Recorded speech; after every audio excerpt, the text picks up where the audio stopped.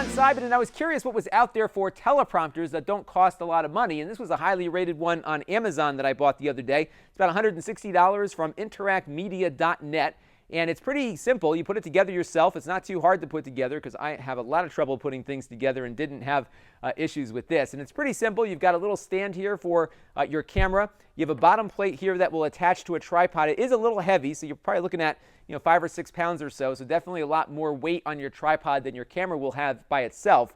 So if you have like a low-end tripod or a weak tripod, you'll want to maybe just stand near it first before you get everything going, because this will add some significant weight to your production equipment right off the bat.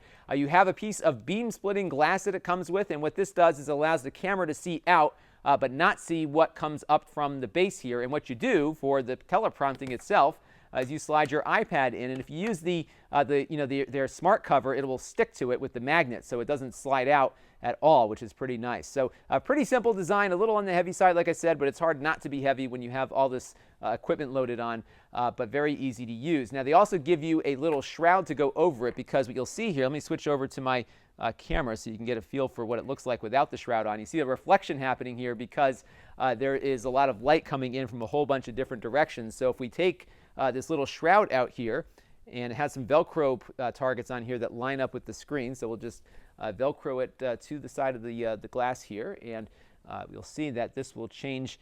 There you go. You can see you got to really adjust the shroud here, because it will flop down on top of a smaller camera. So maybe you may want to stick something in there to kind of prop it up a little bit more. I'm going to play around with it a little bit and get it tightened up, but you can see now that those reflections are gone and we're not seeing anything else. If I take it off again, you'll see that it reflects back. So the shroud is really important. It also makes it easier to see what is on the screen too. So the next thing we're going to do is boot up the software that I'm using on the iPad. It's called Teleprompter R810, and it is really good at doing this kind of stuff, and you can control it with an iPhone. So if you have like a one-person show like I do, you don't have to get up and continually reset the iPad every time you want to take another take. So let's boot up that software and you'll see how it works. Now, Teleprompter 3 runs on the iPhone and the iPad, and you can control one with the other. So I have it loaded up on my iPad right now. I can click here to connect to it, and what it's going to do is connect wirelessly to my iPad. I want to make sure that horizontal mirroring is on so things get oriented properly, and you can see now that it's kind of waiting for instructions. So what you do is you load all of your scripts up on the phone, and then you can beam them to the iPad version and then see them on your teleprompter. So what's cool is that you can reset things without having to get up and go to the iPad and kind of get everything reoriented. So pretty cool that you can do that, kind of like a one-person show like I do. So here we go. We got the Gettysburg Address loaded in. There are a bunch of options you can set also, different speeds in which the text scrolls. You could also get a Bluetooth foot controller, which I was surprised. These are pretty expensive. I think they're over $100, but you could control it so you hold your foot down while you want it to roll, and then lift it up when you want it to stop.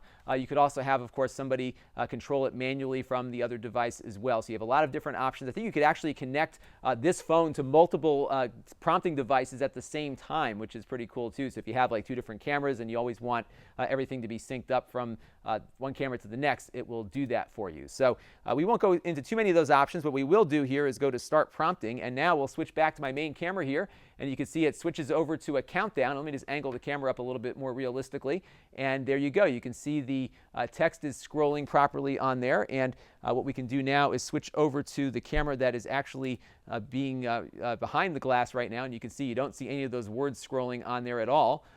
But you do see the image of what we're shooting. So pretty cool that glass does work as advertised. You can see the iPad down there kind of in reverse mode there shooting it. And I still have to adjust it a little bit and get the right angle, but as you can see, it is a very good and very legible teleprompter that works very, very nicely for not a lot of money. I just have one minor little gripe with it. It's kind of hard to get the camera mounted properly on here. They give you like a little wing nut to use to secure the camera to the base, but it's really hard to get everything lined up, and you have to kind of fit your fingers in between the 2 plates here to screw it in, and it doesn't even stay all that secure once everything is screwed in. So I have to find a better way to secure it to the platform here. So for little tiny cameras like this, it's a little bit harder to get everything lined up, but I think if you have a larger camera or maybe get a better screw or something, it'll probably go in a lot better. But for the price, you can't beat it. There's a lot more expensive stuff out there, but this is going to accomplish what I was setting out to do for, again, about $160 plus the app, plus, of course, the iPad, which many of us already have. This is Lon Simon. Thanks for watching.